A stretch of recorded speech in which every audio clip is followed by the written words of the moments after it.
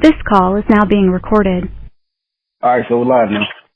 Oh man, this sounds like I'm on an FBI wiretap or something. That was really It do feel a little crazy. Like when I first did it, cause my first time I did it with Wisdom. I don't know if you remember. If you remember Wisdom, I had Wisdom on the podcast last week, and it sounded weird. Like it come off really weird. Listen, I want to go on record and say everything I'll say is for entertainment purposes only. Please don't this in the court of law. Yeah. Oh yeah, most definitely. No, I'm sure. What's up, bro? Oh man, life's going good, I guess. I'm just out here trying to, chase my dream until we'll just wait for this pandemic to end first off, because the pandemic is like what kind of shut shit down for the most part.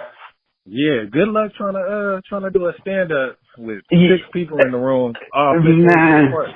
Yeah, so when I did it last time, like the last time when they had opened it up again, and I went out there and I was like rusty, but I was like out there and there was only like a couple of people, and I was just like, man, thank God there's a couple of people, because when the thing about stand up comedy is you got to consistently get on stage, and if you don't consistently get on stage, it shows. So I was like, it's like honestly, it's like you can fall back on some skills that but you gotta consistently harness that shit, because that's why you see certain comics that's not like you think everybody knows they're good, right? But you see them drop a special and it won't be as good as they're supposed to. It's because they're not really hitting the gym basically, but I can imagine out there in the comedy clubs. I can see it, and especially like I'm an energy person, so if I play a game and ain't nobody there, I can't really turn up. And I can imagine a comedian, you get no feedback, you don't know if it's funny or not. Yeah, and here's the thing, that's why you gotta. Like whenever I become big, I gotta just do what Dave Chappelle does and just pop up and stop telling people where I'm going, because the worst part about it is going to what people want to see you at, and because then you don't know if the laughs are genuine. They gonna laugh at anything they want you to laugh at because they want to see you. But the thing about it, going with people, it's like it's an ego thing, right? You go where people want to see you, they gonna laugh because they want to see you. Whatever you do is funny. But if you go where people don't want to see you, and then you saying the stuff that usually kills the people that want to see you, and it ain't gonna be that funny, it's humbling. You feel like shit, because no comedian likes to bomb. No comedian likes to bomb, but it's like it's an art to it. You got to really figure it out, and you got to really be comfortable with yourself. And you do not want to become a character yourself. That's the scary part about it. I feel it's like how it is. Like I think to some degree. People look at Kevin Hart like they always say, "Oh my God, his specials ain't funny anymore." But it's like he kind of fell into the character of himself. He's still good, because it's not like it's not funny. It's just that we're so used to Kevin Hart now that it's like, okay, what else? What's more? But that's the process of stand-up. It's an art to it. I love it. And my bad for not introducing you. Right, this is Dante Hall. This is one of my good friends. He's a mentor of mine. I look forward to his opinion. I think this is a great stand-up individual. He doesn't know how much he's really, helped me out in my life without even trying.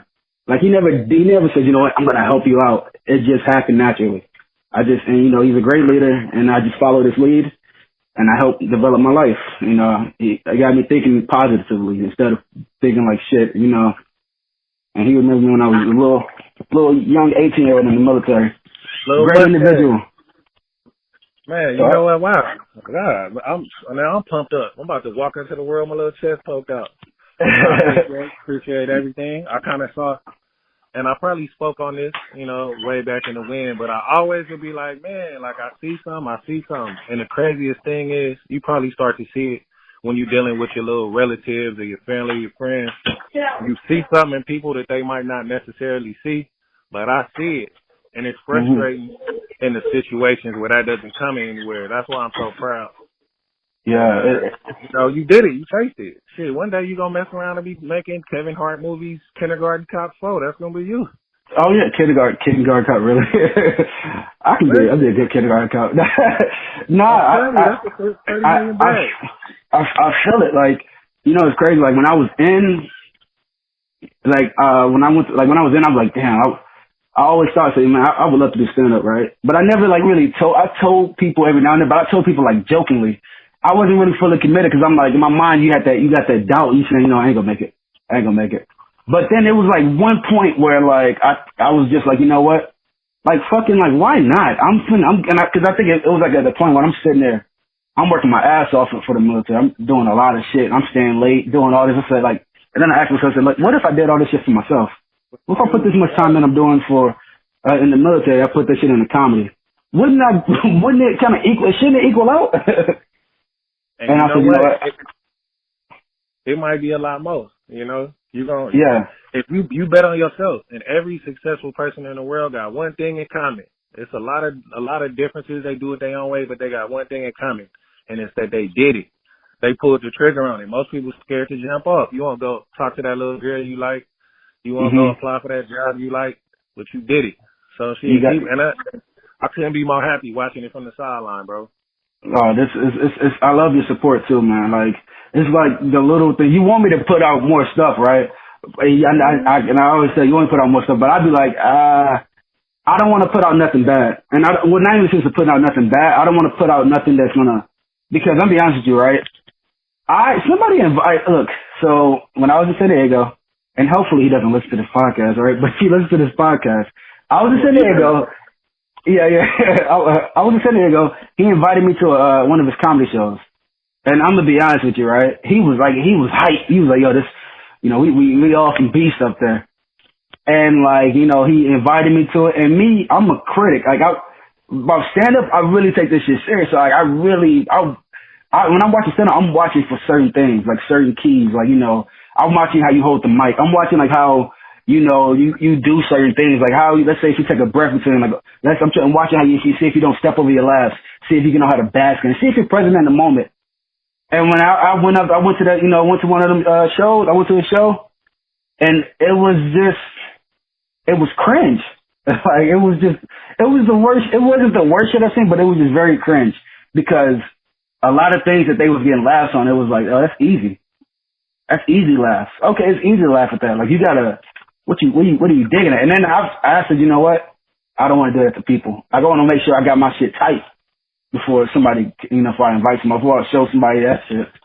Like, but it was a point in time, like, when I was doing it, I started to get really good with it. I started noticing little things, like, for the longest, like, I ain't gonna lie, when I was doing it for like 6 months, I felt like when I was doing it for 6 months straight, and I'm talking about I was hitting it like at least 5 times a week, right? 5 times a week, and twice on some days. And I'm sitting there hitting it, and it was just like, for 6 months, I wasn't present on stage. I was just on stage following the routine in my head. Mm-hmm. I was getting laughs, of course, but I was just following shit in my head.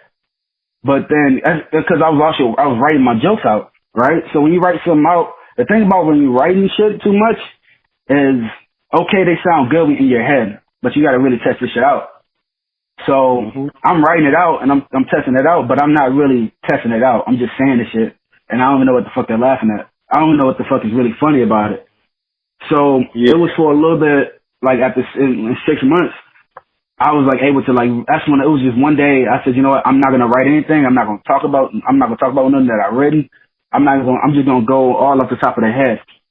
And I did that. I went all off the top of the head, and it was like, boom, it opened my eyes up to everything. I was just like, wow. Cause I wasn't even expecting to look like that. And I did great. I did great, and I was just like, that was a different feeling than doing great when I written. And I was like, okay, there's something else to it instead of just, being a good joke writer. Because there's a bunch of good joke writers out here. But you could just go work for the Daily Show if you're going to do that. You're a stand-up comedian. Yeah. So when I did that, and I was just like, okay. And that's when I started noticing everything. And then I just became good. But here's the thing about it. It's like, that's a good and a bad, because sometimes you need the written shit to fall back on. But there came to a point I said, you know what, I'm just going to stop writing. So I stopped writing for a little bit. But it came to certain points of time where every single thing I was thinking of just went out the window. I'm like, okay, now I need something to fall back on. But I started I really started getting good at it. And then COVID kind of shut down. But I'm just waiting for that shit to end. I'm excited about it, though. You're going to have some material for sure. Oh, yeah. I got nothing to talk about with all of this. Nah, you can find. You need to go back to the Navy, because this like this is wild right now. Man, it's crazy. it's so crazy. Like, it's crazy that and it's so crazy that I'm just watching it, just looking at things like, what the fuck is going on? I can't really explain some of this shit. Mask on right now, so I won't get the corona through this phone. Yeah, I stay with it on. You know, they pulling motherfuckers out their cars now. If they catch you without a mask, they pull you out your car in Texas. What kind of sense that make? You gonna give your dashboard the coronavirus? What's going on?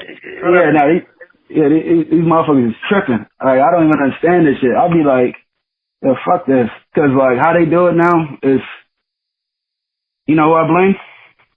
I blame Obama. No, I'm joking. I don't. That's about right. They throw that shit at Obama. Like, it's Obama's fault. Yo, Obama just sitting there living his life, not dealing with the fact that he got to deal with this coronavirus. Listen, on a surfboard somewhere. Yeah, I went to the store and left my wallet and blamed Obama. Yeah, for real. It's so hilarious because every single time I think about, when Trump says Obama, I just go back to fucking it was the Boondock show, and he goes, it was like the chicken flu was going around, and he goes, I'm just here to let you know that me, Michelle, Malaya, and Ralaya, whatever her name is, we're doing fine. We're gonna always do fine. And every single time, he's like, yeah, we're good. But what about y'all? And this shit, man, it's crazy how these shows I'm telling you, they predict the future. They done had The Simpsons, Boondocks, all of them. It's telling everything that's going on right now. Like, life is a cartoon. Ain't that a crazy concept? It is. Us, we like to joke to them. We probably a TV show for the universe or something. I'm telling you, we being watched. We being watched. It's a reality TV show, bro, on some real. This don't make no sense. You know what's crazy? Oh, shoot. You got it. Nah, it's all good. I was just speaking on, the more and more I look at it, I stop being disappointed in the people that they're talking about. Like Kanye and you know, the person who shall not be named and all of these things. I'm not even mad at them. I'm mad at the people, the responses to it. I'm like, what in the world is wrong with y'all? Like, this is what we're doing in these streets? Like, come on, bro. But whatever. Back to Monday. Be ready for war. It's like, it ain't going to end well. I've never seen this part where it ends well. Because like I've looked at it like okay, this is some crazy shit going on, because this is it's not getting well either. It's not getting well, and I'm just watching all this shit just go through. And like, you just watching it's like now everybody's cool with being a racist, I guess. Yeah, and we're just watching it too. It's cool being a racist. I guess I gotta respect it though. If that's how you feel, say it. You know, at least you're keeping it 100. Yeah, at least I know. That's the thing about it. I had said some shit about the thing about racism now is I didn't know a lot of motherfuckers are racist. I just assume. You gotta assume with this race, because like ain't nobody really gonna come out and be like, I hate black people. Now they are. Yeah, now they are. But back then, motherfuckers ain't coming out saying I hate black people. You just assume like it's something. It's like the way he's doing stuff is just a little weird. Now listen, they wear it on. Now you know it. In case I wasn't clear, I'm racist and I don't like you because you're black. Yeah. Let's get to the Let's throw that out the window. I don't like you because you're black. And you're a great guy though, but your black skin just bothers me. I just don't like black. So now, would you like a chicken sandwich or not? Like, I'm getting some. Like, damn, you work at Walmart. Like, what did I do? And if you wonder if I spit, and if you wonder if I spit on it, I spit in your food, I did. I did. Yeah, I did. Enjoy that. Or don't. But you're gonna enjoy it because you're black. You don't know what the fuck else to do. Like, what? Are you serious? It's crazy. And I experienced a couple things in my life, and the thing that I liked about these times the most is I used to say stuff like, bro, when I get arrested, I get thrown on the hood and put on I'm getting a traffic ticket.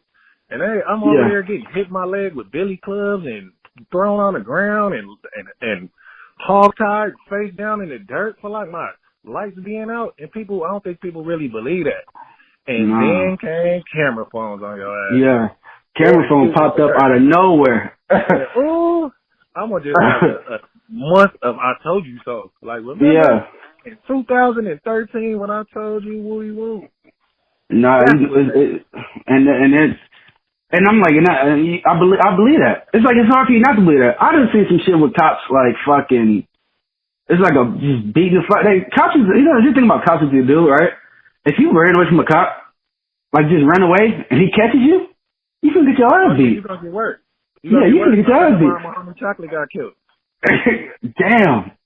I'm dead serious. He hopped the fence. They hopped the fence, and he didn't come back from over that fence. Now he did run from the police. Don't get me wrong, but bruh, like I done seen. I'm not gonna sit here and make this an uncomfortable racial type conversation. But I'm not big dog. I'm not uncomfortable about it. I'm not uncomfortable. It seemed like the reaction isn't proportional. That's all I can say about it. Like, it is. Running from the police, that's some stuff. When you little, it is what it is. Mm-hmm. But and that was another, conversely to my original point. I'm seeing other people, other situations happen, and they not being reacted to same. Like, trust me, if you get caught, you're gonna get your ass whooped. And I've seen so many examples of people getting caught, and they just get, sit down, relax. Pat it on their back, a bottle of water. Man, come on, bro. I didn't know police carry bottles of water. They don't. Where are they getting waters from? Where are you getting it from? Is that with your person? No, it's not. It's crazy. Like, so that the George Floyd situation, right? Of course you know it. Yeah, heard about it. Do you know before he got to the ground, they had him in the back of the car beating the fuck out of him. Why is he handcuffed? They had him in the back of the car beating the fuck out of him, just like, you should have, it's sickening. It's sickening. We got this thing out here called crash, bro. And it's not unusual. Like, that was, growing up as a little young puppernickel. I knew that was happening, but I just thought it was regular. When my life was, before I went out and went to college and saw the world a little bit, I thought that was just how it went. But now I realize this shit is crazy. This stuff is crazy. That's what we doing out here. We just beating people up. I know it's crazy to see, and it's like it's shocking that it's crazy. I'm thinking to myself, right? If I was watching somebody get beat up, I can't sit there and watch. I can't record. I'm finna just get beat up too, because that's how I'm able to control my anger issues, right? But I think that would immediately just flare that shit. Like if I was there and I'm watching George Floyd getting, with a knee on his neck, and I'm telling him about it and they ain't doing nothing about it, it's going to come to a point where I'm going to stop talking. I'm going to have to die that day. And if I have a gun, that cop going to die. I'm just going to get killed. And I'm not going to think about it. I have to do that, because I can't sit there and watch that. I don't like that. I don't like bullies. I don't like that shit. I hate that shit. It hurts. I can't see that shit. I can't sit there and just watch that shit. I really want to be on board with that statement, bro. And in my heart, I want to be like, hell yeah, But in reality, I done seen it. And the cold thing is, the gang police out here and the drug police out here is like gangs. Run up on them if you want to, and you really will be dead. Like, it's not even, and they're gonna beat the case. How would you feel? Do you know how wild I would have been as a little kid if I knew I could shoot anybody and beat the case? Bruh. Yeah, all I gotta do is make sure there's no witnesses. Yeah. And they rolling around. It ain't like the Mayberry police with a little revolver. They got AR-15s and shotguns in every car. They ready to go to, like, okay, run up if you want to. And they'll bury you too. And I done seen it. Like, I want to be the warrior and all of that, But in them situations, and I'm talking about, I live on the dope track. I can go outside and show you the dope track. I believe you, man. I know where you're from. I believe you. I believe you. Ain't gotta say really in it who sat and seen it. Like, what are you gonna do? Because now you just did too, and they gonna beat the case, and they're gonna probably charge. They're gonna charge everybody else with something. Like, it's wild. Yeah, it's like running up on Dizel and it's like running up on Dizel and Training Day. Yeah, you motherfuckers. Really like that. Yeah, and Denzel was rough, but that's not similar to what I see. Yeah. They they popping police for doing gang stuff all the time. Like they just hit like 300 and some people on fake cases. They just beat the case because the police plant evidence. Police out here stealing drugs. Whatever. I'll say a rumor I heard was that people was getting dope from police. Yeah, and I'm not surprised by that. I'm not surprised because I know they had like a little system going on where you already know the system about like you'll buy drugs from the dealer. That probably one of the informant probably buy drugs from the dealer, drive off, cop pull you over, take the drugs, arrest you. Dealer take the drugs, the cop take the drugs back to the dealer. Same cycle, repeat the cycle. You hear about this shit all the time, and that's why it's just like it's a fact. And what better way to do it? Cause think about it, like on some real stuff, bro. If you did it, if you was a police and you hit somebody for $10 million, $10 million, it's only you and your partner. How much of that you gonna turn in? Well, I gotta get insurance. I busted up my ankle not too long ago. All I'm saying is for the that's $3 million. You might have found 10 million, you might have found 1 million. Who knows? So why wouldn't you do that if you dealing with dope every day? Like it's just you get immune to that. Like it's nothing to see dope. Shit, I got $10 million worth of dope. I get a big bust if I turn in 1 million, and then now that's $9 million in my pocket. I triple that up. Yeah, I might retire next year. And that's a lot of shit too. That's deep. It's deeper than that's deep shit too. That's like deep and connected in ties, and it's like the shit you see on TV that people don't believe, and that shit's real. It's a fact. TV get their ideas from somewhere. Yeah, reality is crazier than fiction. Now they say UFOs and police beating people up, and we gotta. I won't speak on that, but man, reality is wild out in these streets, man. How do you just stay equipped? Just walk around and keep a gun on you? Nah, because it's illegal I don't have my concealed carry in California, and it would be illegal for me to do so. So I'll leave that there. But I try to just keep my mind on some different stuff. I stay out the way. Cause I realize. How to stay out the way? Oh, easy money. I realized when I was a little kid, it was a lot of stuff that happened that wasn't fair. Like I'm like, dang, I'm getting beat up by these police. I'm getting, all of this. But if I'm gonna be 100% real with you, most of the situations I shouldn't have been in the situation. Now, was I unfairly treated? Sure. But why am I doing it? So now I just see like the world's so crazy, but everything in the world is yin and yang, right? So if we got a president that is doing a bunch of wild stuff, that causes market volatility. So in a very volatile market, you can make a lot of money. So when all of this coronavirus thing hit, I was like, boom, let me figure out what businesses are going to benefit by the corona. What businesses are going to be benefited by this volatility in the market. So instead of just being out in the world like that, I sit at home. I'll be on the internet researching like a whole nerd. Like I'm telling you, I'm turning into a whole weirdo in these streets, man. Yeah, I love what you be posting on social media. Like you be posting, it's an interesting person that you probably never knew about.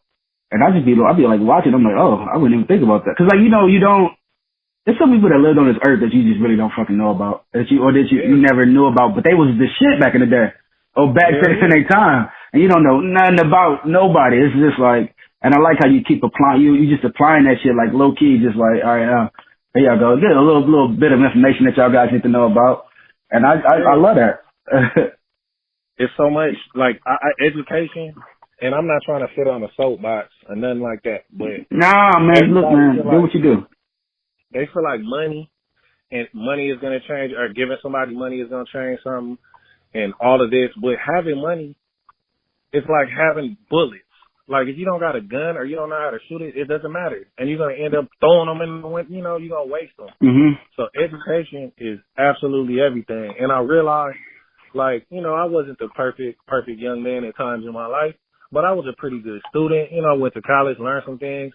And through 16 plus years of education, it's so much stuff that I didn't learn about. It's like, dang, that's crazy. Like, he lived? And it didn't dawn on me how harmful that was to me, because scope is the biggest thing in the world, right? Like when I was a little kid, I strove to be a dope dealer, because when I went outside, it was just dope dealers. They had money. They buying me sunflower seeds and little quarter waters, and like they the heroes to me, because I didn't know no better. And then when I got better in sports, I got to see actual millionaires, not hood millionaires, and having these heroes or these people who really fought for it and did great things and created great things could show a kid the same moment you probably had when you went to that comedy show and you were like, I can do this. Like, yeah, cool. Like, this is what it is.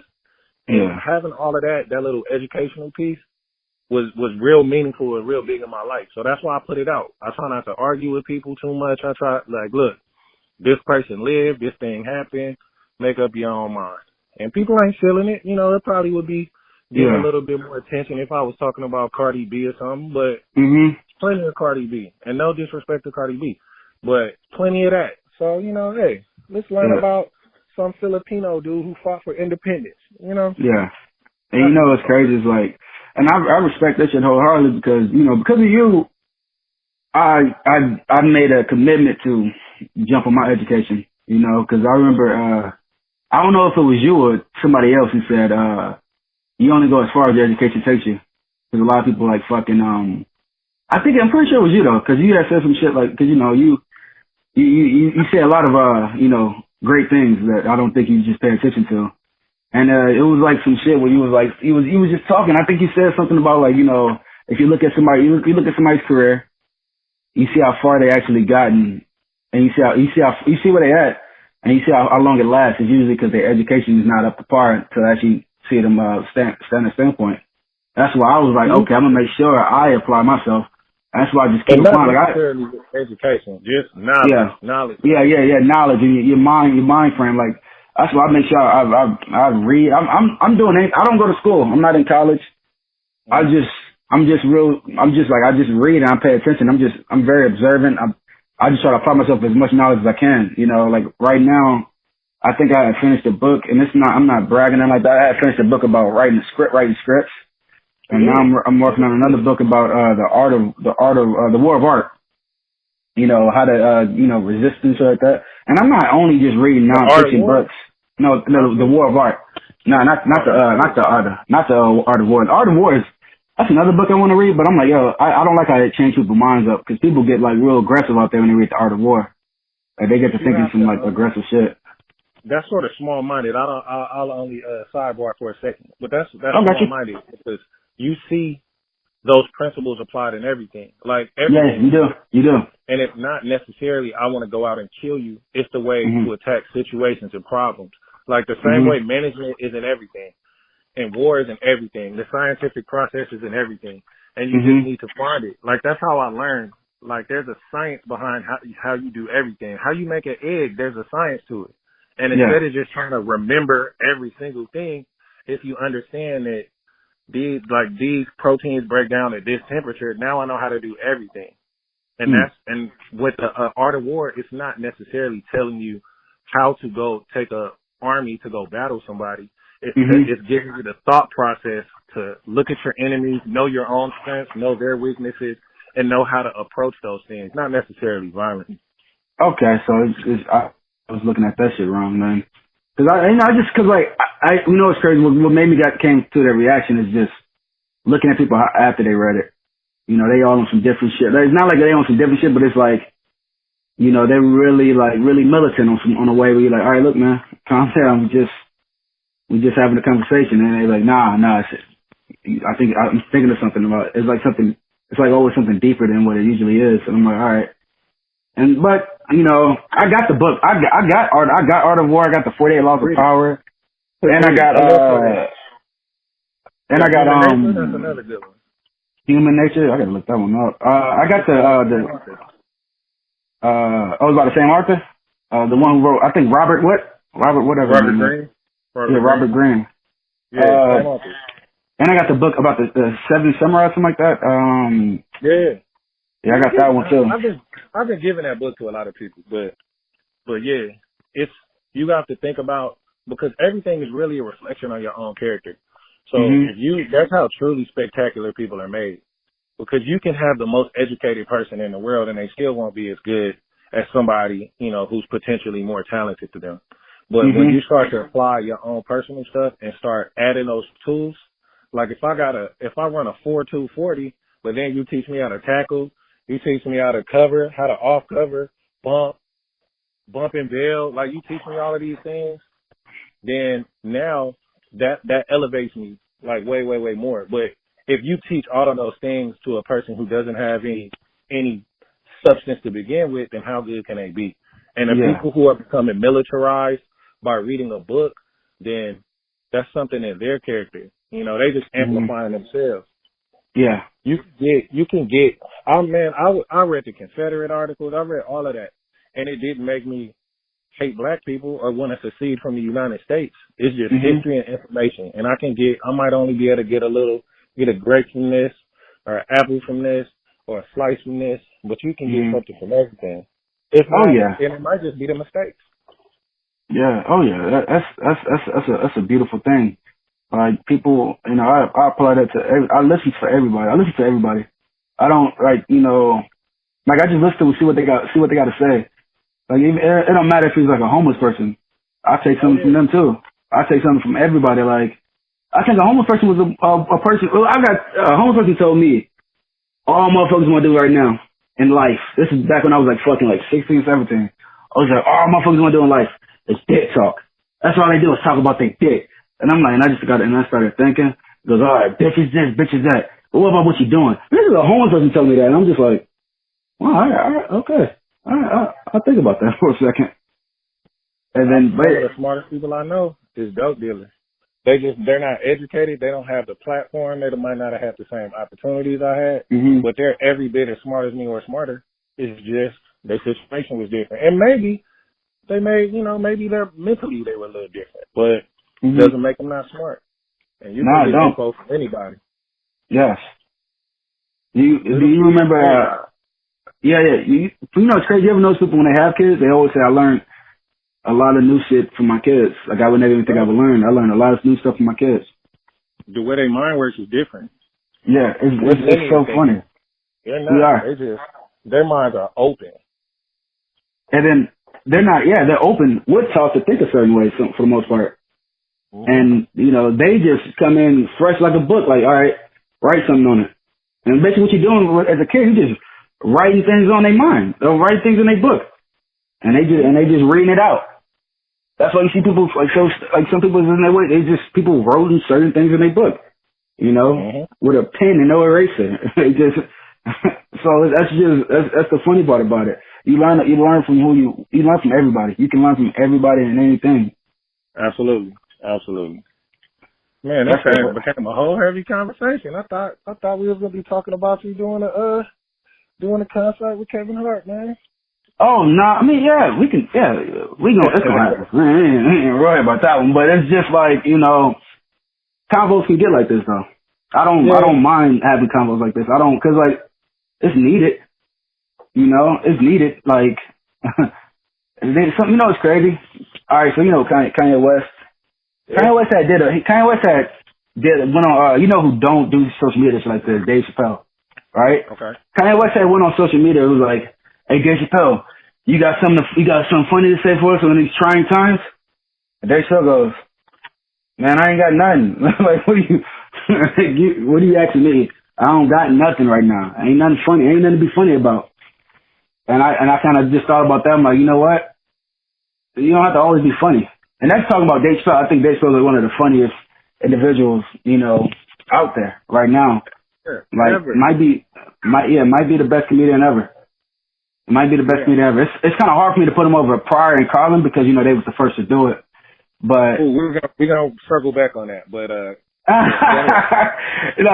kind of hard for me to circle. No, it's kind of hard for me to put him above Pryor or Carlin, or even Billy, young Bill. Or Pill, however you want to pick. I like to call him Bill, but most people like to call him Pill. Okay. Cosby. I don't know who the hell Pill is, but all right. You don't know who William Cosby is? Oh, okay. Oh, Yeah, yeah. I thought you were talking about somebody working at the rib shack. You know, nah, fuck no. I'm talking about Bill Cosby. Pill. Young Pill. It's not too early for that. This is what we're doing. Nah, it's not too early. You can do whatever you want. This is my platform. They can't cancel me. Nah, it goes. But nah, I mean, it's kind of hard, like, cause it's kind of hard. But I can. It's easy to put them up there.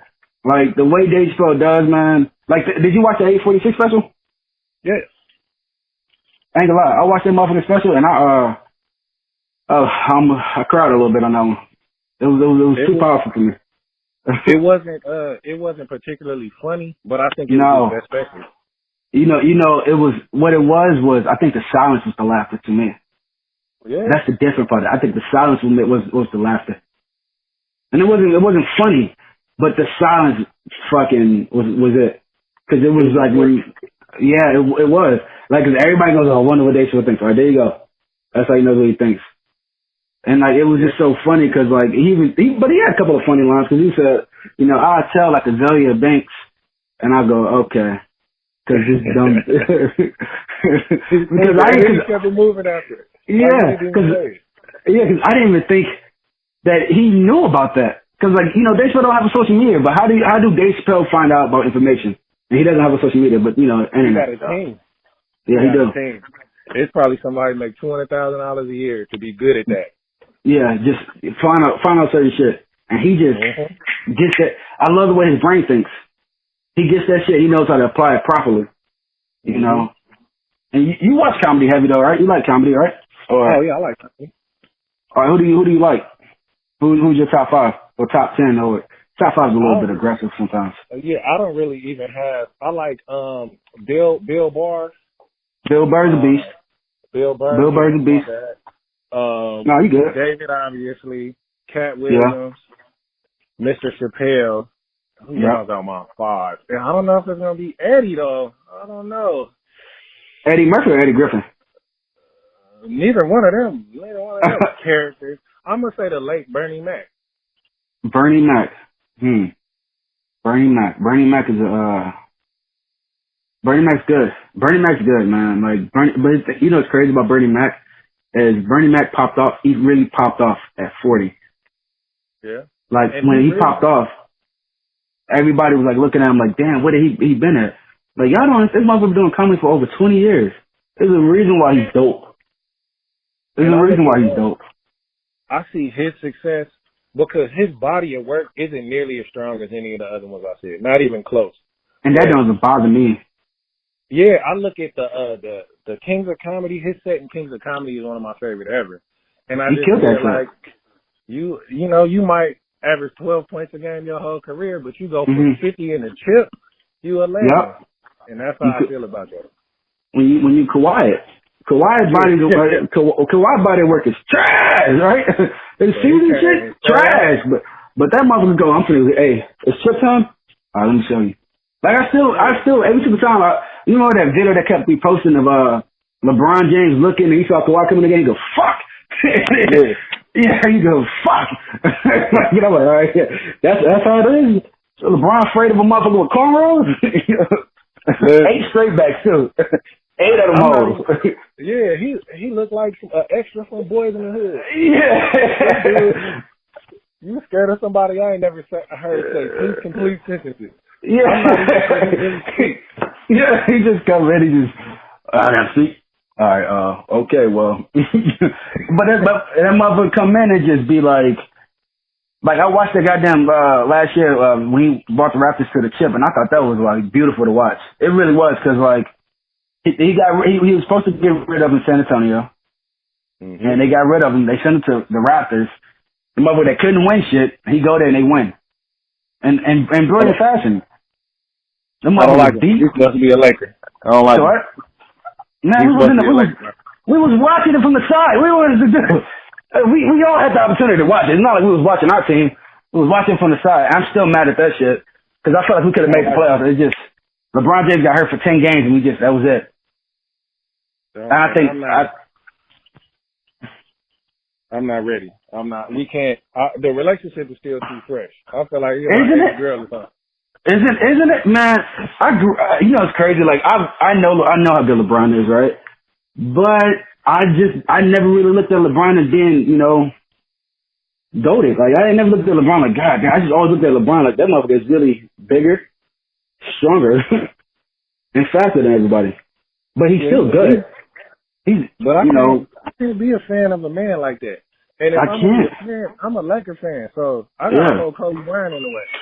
I mean, man, you understand how I hold Kobe. I hold Kobe. You know how, like, man, you remember the arguments. Like, I have arguments. I can't catch a breath. I'd be so fucking mad about it. Like, I ain't finna allow you to disrespect Kobe in my face. And you think I'm always finna be cool about it? Like, I used to love him. I used to love when the motherfuckers go, LeBron James the best. Say again? All right, let's talk about it. How LeBron James the best, right? and then, you know, they got stats, but so you know you can't hold Kobe Jock, though. You know that. Like, Kobe walk around. Kobe can do anything. He can't fuck with Kobe. Kobe will lock him down. He done locked him down before. But, you know, you know it's crazy. All right, so my grandpa had passed away this year, right? And oh no, that's understandable. He lived a good life. He was a great man. He lived a good life. My grandpa had passed away this year, and Kobe Bryant passed away this year, right? Earlier this year. I cried for my grandpa. I cried real hard, but I cried just as hard for Kobe. Great. I cried just as hard. I cried just as hard for Kobe. I hate to say it, but I was as shook as Kobe dying, and it sounds crazy for me to say, but I was just as shook as him dying as probably I've been shook about anybody dying. I was like, I couldn't believe it. I had to take the whole rest of the day off. I'm telling you, man, I cried. I cried. So like, here's the thing. When I first found out about it, I was just in shock, and then I just got real sad, and then I just got even more sadder, and then I was just emotional.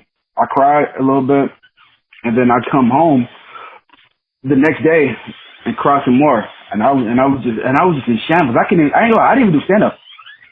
I didn't do stand up for all the way to Saturday. I didn't do stand up all the way to Saturday because I was just. It ain't gonna lie. If I would have went up and did stand up and somebody would have said a Kobe joke, it would have been.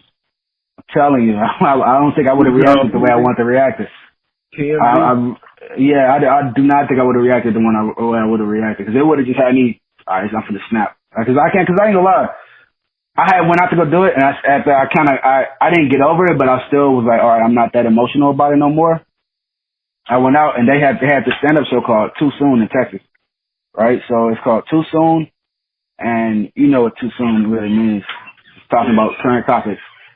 So I didn't go in there and watch it. But everybody was like, you know, everybody who went up there, everybody who thought they was nice, that's all you heard was Kobe jokes.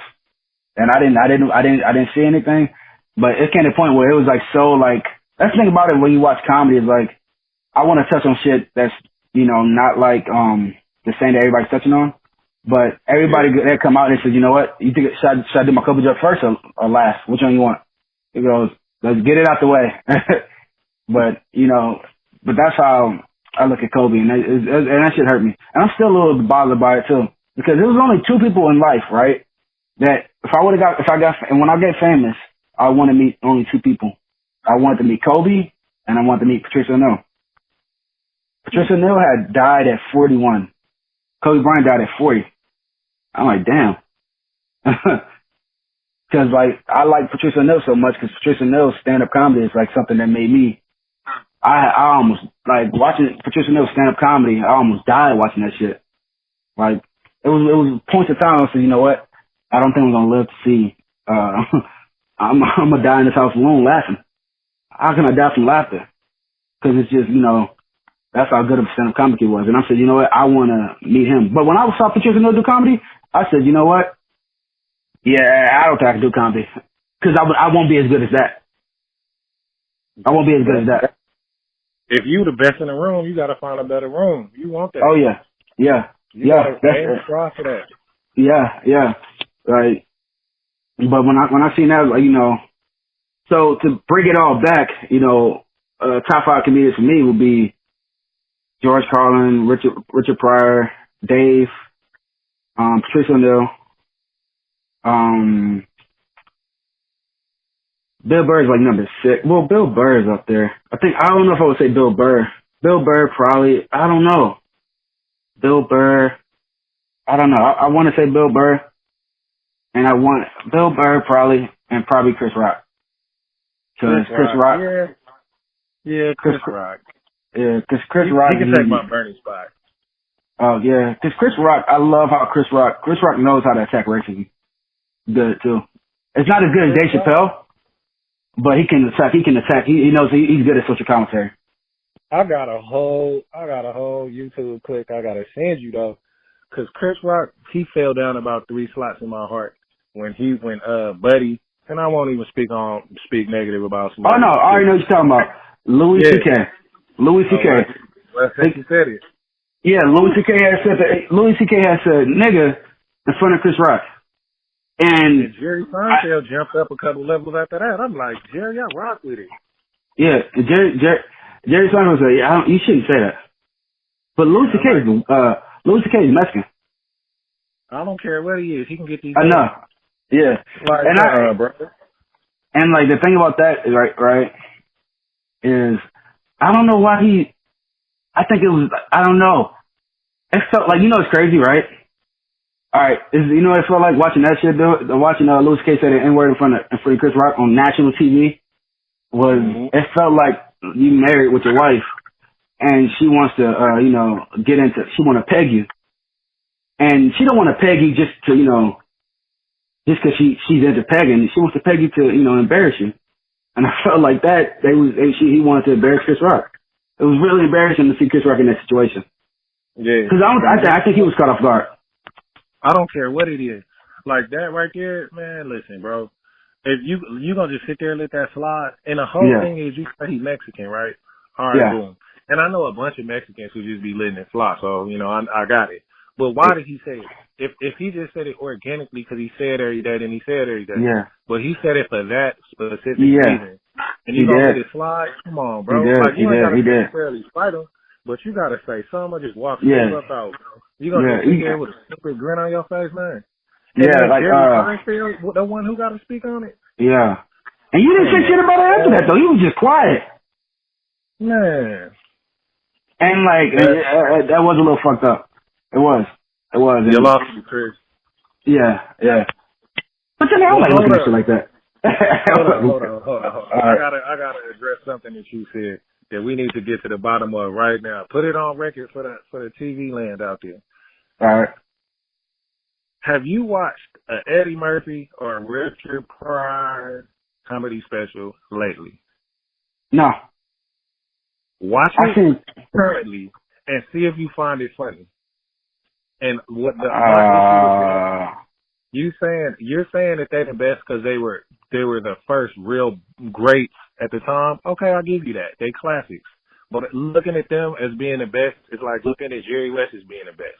Jerry West compared to the people at his time was raw. But you put Jerry West in the NBA right now, he probably wouldn't be trash, but he's not gonna be Jerry West. Just watch it now. His comedy doesn't really stand up the same way. It's not timeless. Yeah. Even Eddie Murphy. Both of them. I never really was it sounds like blasphemy, right? I like Eddie Murphy's movies more than I like Eddie Murphy's stand up. I don't really I really, really, really like some of his movies, but I think probably about half of them is trash. Oh no. If you really want to get technical, most of them are. He got a couple. He got a good 5. That's it for me. Like 5. He got some smash hits though. Yeah, I like his serious roles more than anything. I love the serious roles when he takes serious. I'm not really. Eddie Murphy's funny shit is not really. I didn't laugh at fucking Norbert. I didn't laugh at motherfucking Nutty Professor. I didn't have none of that shit, but I did like Boomerang, Coming to America. The Golden Child. Oh my god, I haven't seen that movie in so long. Oh my god. But he got flops. Yeah, he got flops. And if you ever watched there's a series called Mr. Church. I don't know if you ever heard about seeing that one. I seen that one. So that was like one of Eddie Murphy's series roles. Chetty Murphy. I'm not. Nah, that's a good one. Mr. Church. I'm gonna be honest with you though. It sounds like blasphemy to say this. I like Adam Sandler's movies more than I like Eddie Murphy's movies. Yeah. a big fan of Adam Sandler. I don't know why, but it's just something that I was just as a kid. That's one thing I used to watch was Adam. I don't like a lot of his movies too, but he got some snatches too. Yeah, he do. And it's like I love what Adam Sandler does. He put his team on. Fuck all y'all. Yeah, I do rock with that. He even put Chris Rock on his team. You might as well get your homies rich. I love that. Yeah, and he put his team. Look, man, I'll be honest with you. Rob Schneider ain't never really been shit. But if you let Adam Sandler tell it, he's somebody. And he's the only person in the world. Yeah, and that's the worst. And that's what that's great to see, right? But like it's a reason why Rob Schneider is Rob Schneider, and he's not Adam Sandler. 75 to watch Rob Schneider. Yeah, like that. Fuck that. I'm not watching no Rob Schneider, and my shit ain't never been funny.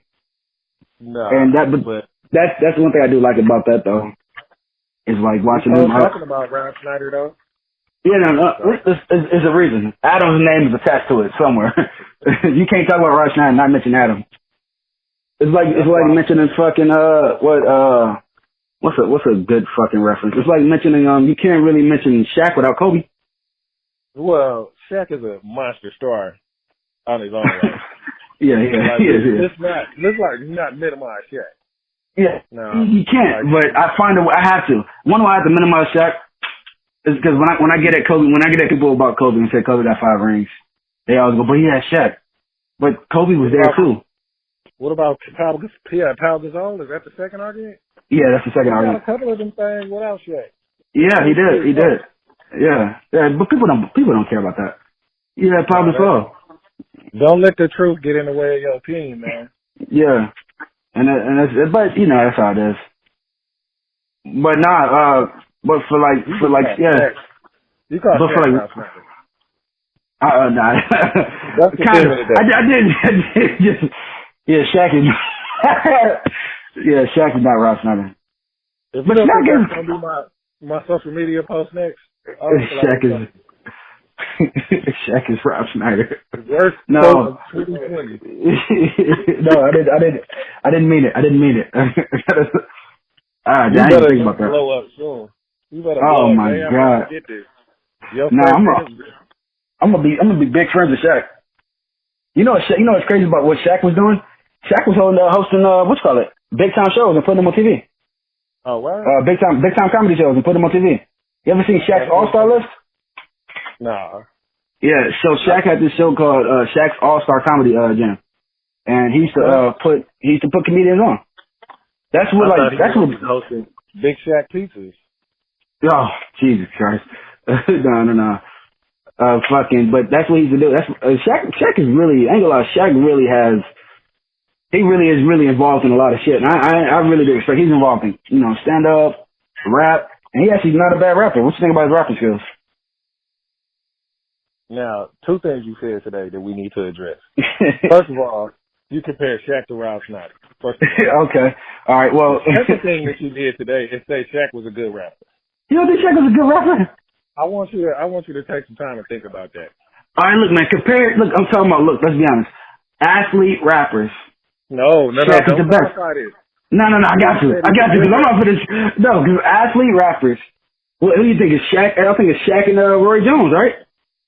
First of all athlete rappers except for Damian Lillard are trash. But Damian Lillard is trash. I wouldn't say Damian Lillard good. I would say really none of them are good. But you said Shaq and I quote, Shaq isn't a bad rapper. He is. Shaq is a terrible rapper. I think he's better than Damian Lillard. What's your favorite 5 Shaq songs? Say one more time. I didn't hear the question. My biological father didn't bother. Jesus, it got a little dark there on that one. Yeah, that's it. I got you one. I gave you one. Okay. Now yeah. Because Kobe had a song too.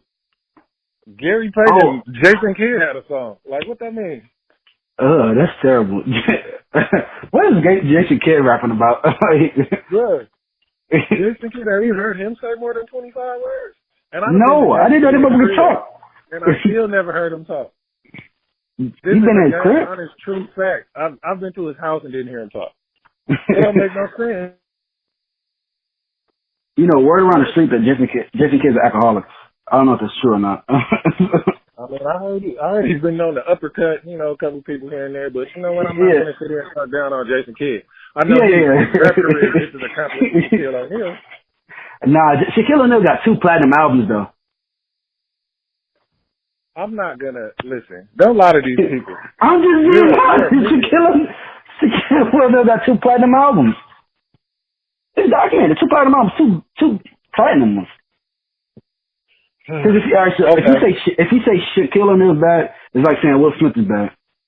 Okay, cool. You know who else got a platinum album? Millie Vanilli. He got a platinum album. Vanilla Ice got a platinum album. Yeah. I get your point. I get what you're saying. But they ain't Will Smith, Shaq. I bet you the number one time of all songs is Baby Shark. So does that mean having a platinum album mean anything? Yeah. That's the hottest song ever. Baby Shark. Do when he's free. Yeah. Well, you know, you got a little point right there. I mean, look, here's the thing, right? All I'm trying to say is Shaq really has his hand in everything. And, you know, he's really involved. And I respect that aspect of it. You ever watch the Inside the NBA? No, he's never heard. Once or twice. Huh? You once or twice? Once or twice, here and there. I love how they, I love that show. I really do. I think they really just make basketball a little bit funner to watch. You know. That's probably the best show on TV in my humble opinion.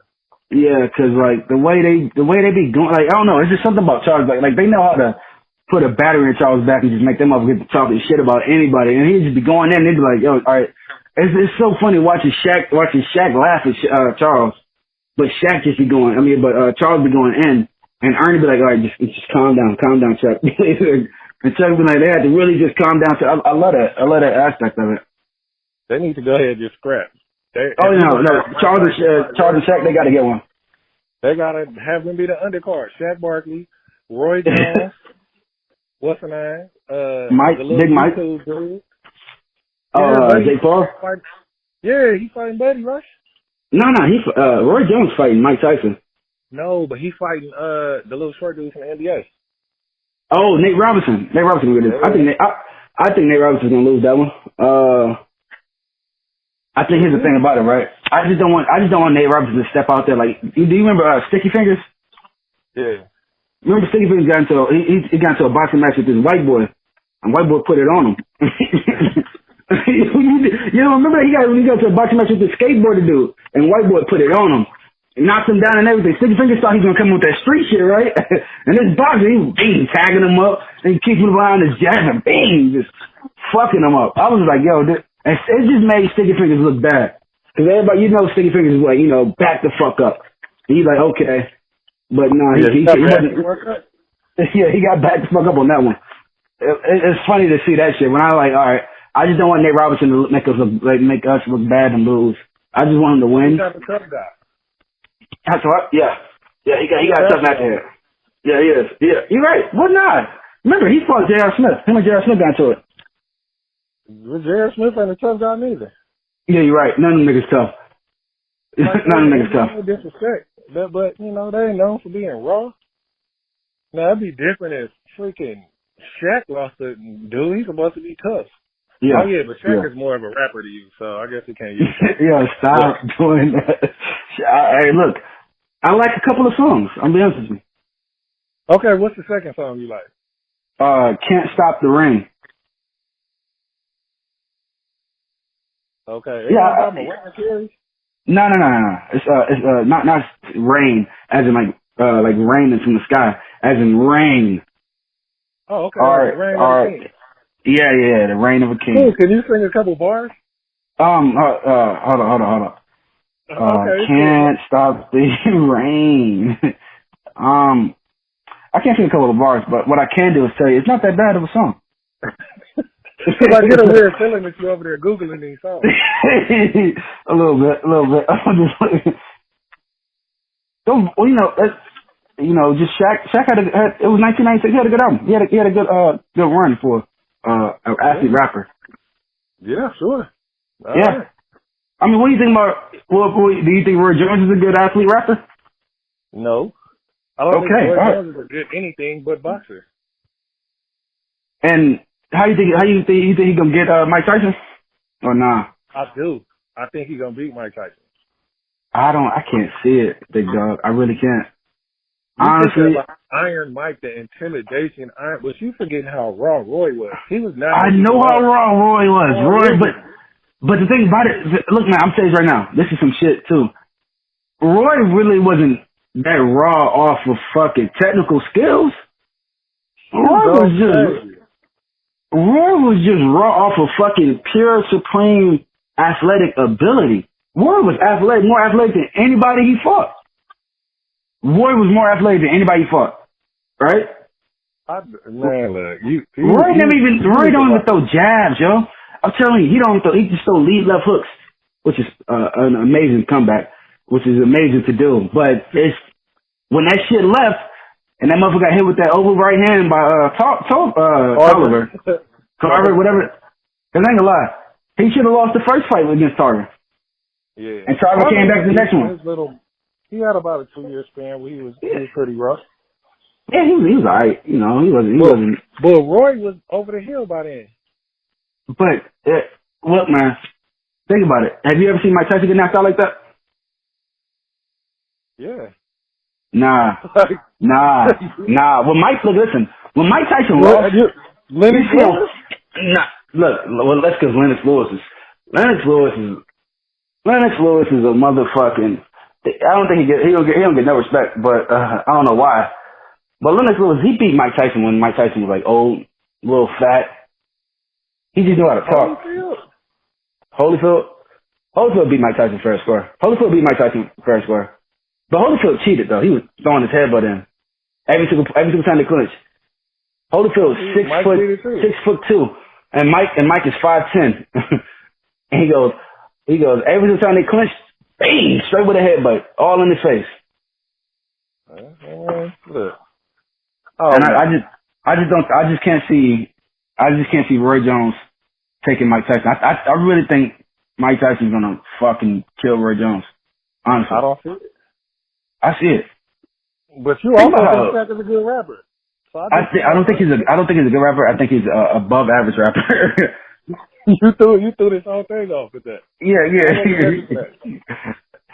Come on, man. You keep acting like Shaq is just trash though. Like, have you ever seen Shaq get watched on a record? Why am I gonna listen to a Shaq record? No, listen. He got Biggie on it. Shaq is the only motherfucker. Listen, Shaq is the only motherfucking rapper to have Nas and Jay-Z on the same song. So are we not gonna that didn't happen? Huh? Just a quick question. I want to recap what you just said. All right. Shaq never got watched on the record. I said you asked. Follow by the statement that he had Nas, Jay-Z, and Biggie on record. So by that, using an associative property, because I took algebra once upon a day, you're telling me that he watched those three people. Well, I didn't say he watched those three people. I just said, like, all right, you can't look at Shaq and say, oh yeah, he got washed. By Jay-Z, Nas, and Biggie. He held his own. He held his own. He stood on 10. So that means he's one of the best 20 rappers of all time. When you look at him like that, look, I think you're taking the stats into play, right? I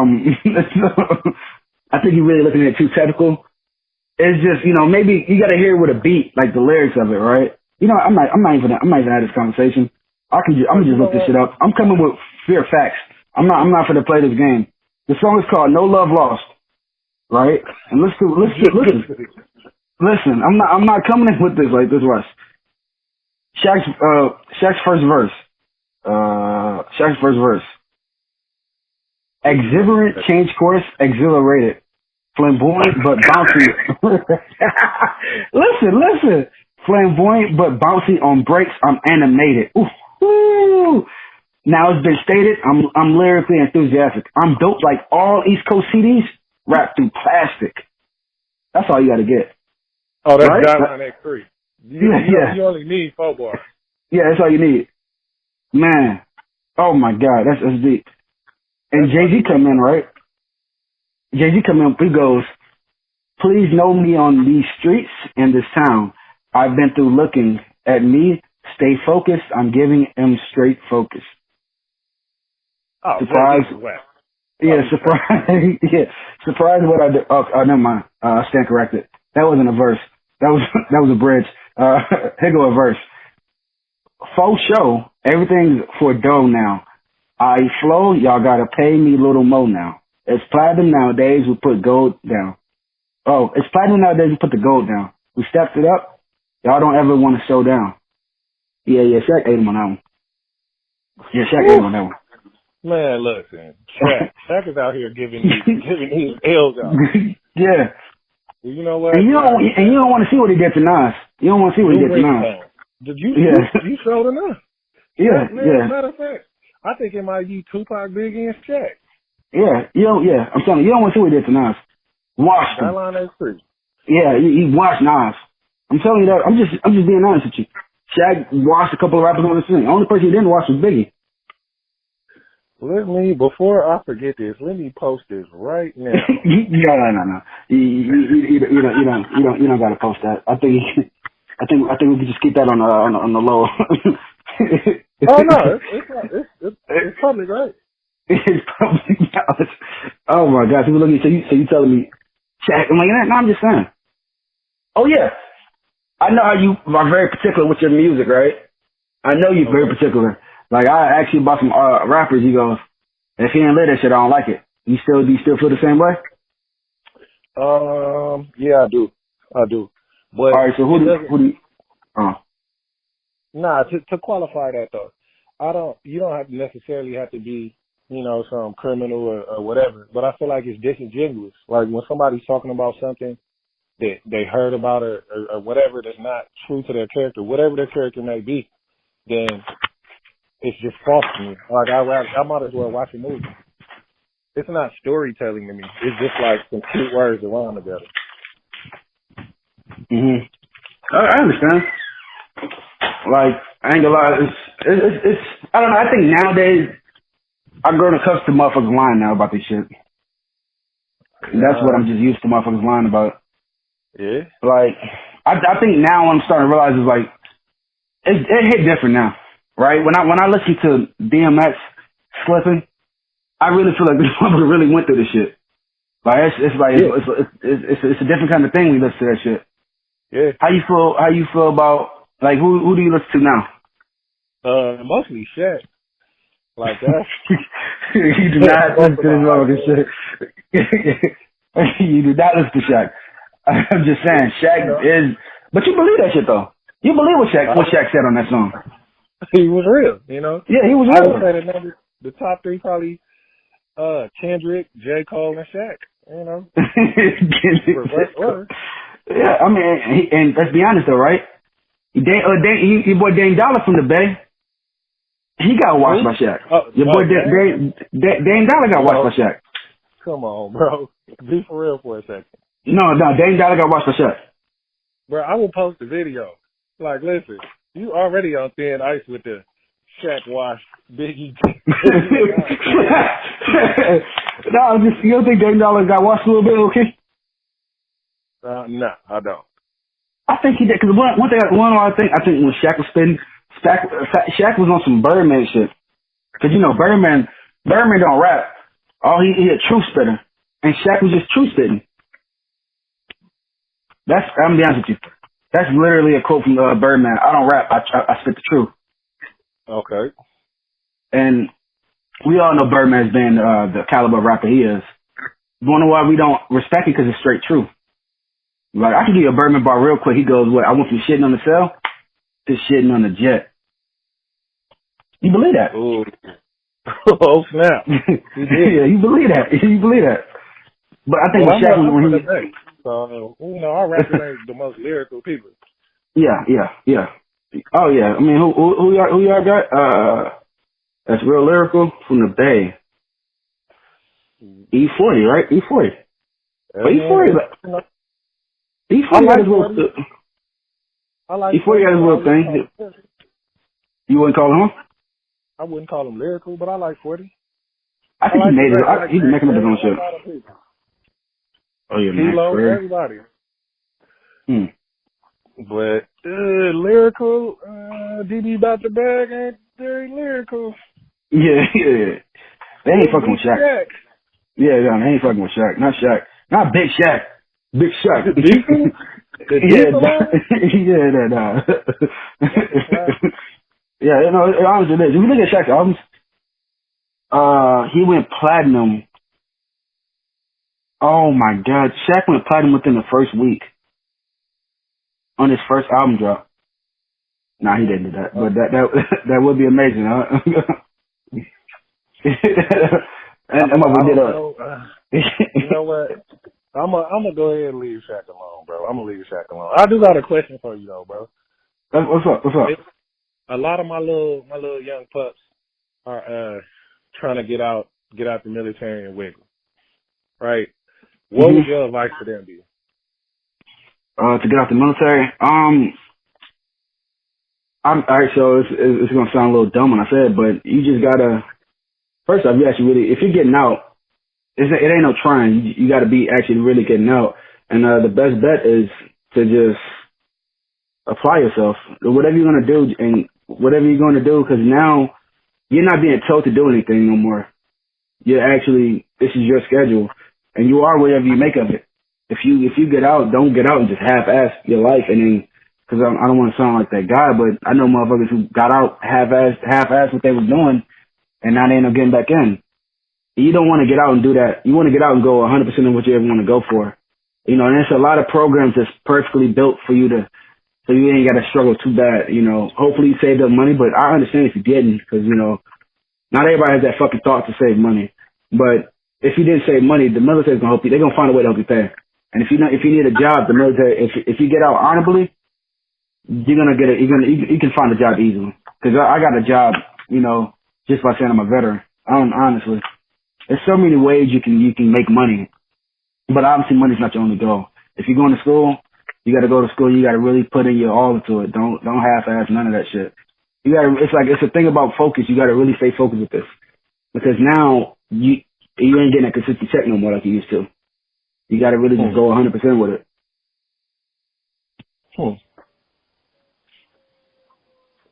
Yeah. All right. Yeah, you need a podcast. Oh my goodness. Nah, it's like it's funny because like when I got out, okay, so when I was in San Diego, there was a lot of people from the Woodbury out there, like that got out and went to San Diego, and you know I started talking to a lot of motherfuckers, and because you know they was really, you know, because I'll be honest with you, right, in the military you go hard. Right, depending on how you handle your career, you go hard, and sometimes when you get out, you cut the off switch, you cut on that off switch, and you forget to turn it back on until it's too late. And then, I don't, you know, but if you keep that shit on when you get out, you should be good.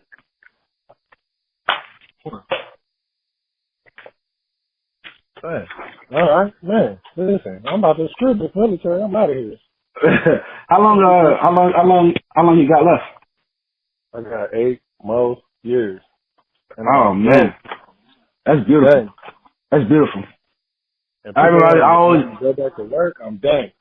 Yeah, I always wondered what you was gonna do, cause I'm like I always thought, like, you know what you should be? You should be one of those motivational talkers or something like that, you know, cause you know how to light a fire under people. If you didn't know, they probably need somebody a little better than me. But why you say that? I don't know. It's just some people are built to do some things, some not. Like I just talk shit, but you know, some people built for that. I'm not necessarily built for that. Yeah, I don't think you probably not like it. Canceled immediately. So, say what? What you say? I'll mess around and get canceled immediately. Yeah. It'd be so funny going, all right, you go for your first speech, and you up there, you go, well, Harry Tubman never really freed slaves. She's about the slaves to go work for white people. All right, we gotta go. That was his last show. That'll be the end of me. But it's like, like, you know, it's crazy. It's like, how you were revered a lot by a lot of, you know, good people who know you, They love you. No, I'm telling you. If somebody got somebody bad to say about you, I don't really fuck with them. I don't like that. And they ain't gonna say shit. They ain't gonna say something bad about you. And for my presence, I can't appreciate that. And I've always thought shit. They ain't gonna say something bad about you. And for my presence, I can't appreciate that. And I've always thought shit. They ain't gonna say something bad about you. And for my presence, I can't appreciate that. And I've always thought